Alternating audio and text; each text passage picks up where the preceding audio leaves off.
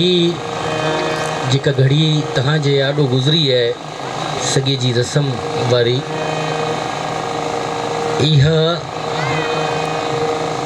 इहो दीदार हर माण्हू खे बि नसीब नथो थिए। ख़ुसूसी जेको जंहिंजो संगीत सां रूह आहे ऐं जेके उस्तादनि जी सोहबत में वेठा आहिनि या उस्ताद जा जेके शागिर्द आहिनि, उन्हनि जो ई मजमू आहे, उन्हनि ई माण्हुनि जो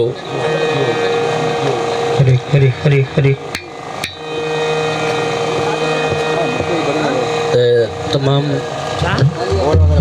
प्यारो ॿिचड़ो मुंहिंजो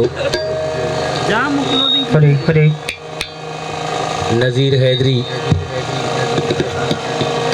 जंहिंखे प्यार सां आउं बिरहंग बि सॾींदो आहियां। बिरहंग बचपन खां ई ॾाढी ख़िदमत रही हिन ॿिचड़े जी। हीउ दुआ जो कमु आहे, उस्ताद जी ख़िदमत जो कमु आहे ऐं नियत जो कमु आहे, सचाई जो कमु आहे। त मंठार भगत जी, मल्हार फ़क़ीर जी ऐं हिन जे माइटनि जी, हिन जे वालिद साहब जी वधि में वधि कोशिशि रही थी उस्ताद हीउ असांजो ॿिचड़ो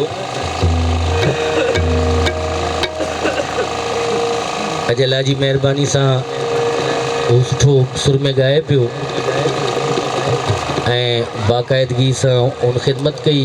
अॼु उनजो सॻो ऐं वॾी ख़ुशी जी ॻाल्हि इहा ॿुधायांव त हीउ जेको महीनो आहे सो ख़ासि लाल जो महीनो आहे, मौला जी आमद जो महीनो आहे। हीउ वॾो ख़ुशनसीब आहे जो हिन महीने में हिन जी शादी ऐं उस्ताद जी सॻे जी रस्म थी आहे।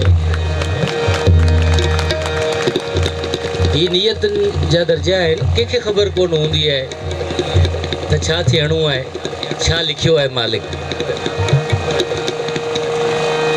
त वॾी ख़ुशनसीबी बि इहा आहे जो असां हिन रस्म में असांजी तमामु बुज़ुर्ग प्यारी शख़्सियत जंहिं बरे सग़ीर जा जेके वॾा वॾा नाला, वॾा वॾा गवैया, उन्हनि सभिनीनि सां तबला संगत कई, तबलो वॼायो।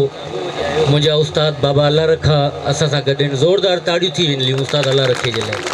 हिन वक़्तु अहिड़नि बुज़ुर्गनि जो हुजणु असांजी ख़ुशनसीबी आहे।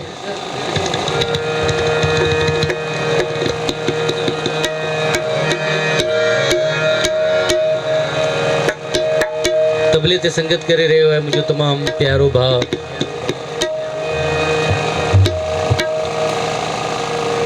सोनू कदूस बाबर, प्यार में सोनू सोनू सॾींदा आहियूं असीं हुनखे। मुंहिंजो भाउ आहे, उन असांजो गॾु ई सॻो थियो आहे। उस्ताद नज़ीर ख़ान अलाह साईं जन्नत नसीब करे, उस्ताद बाबा हुसैन बिश गुल्लू, हिकिड़ी राति असांजो ई सॻो थियो, हुन में मल्हार वारा मौजूदु हुया।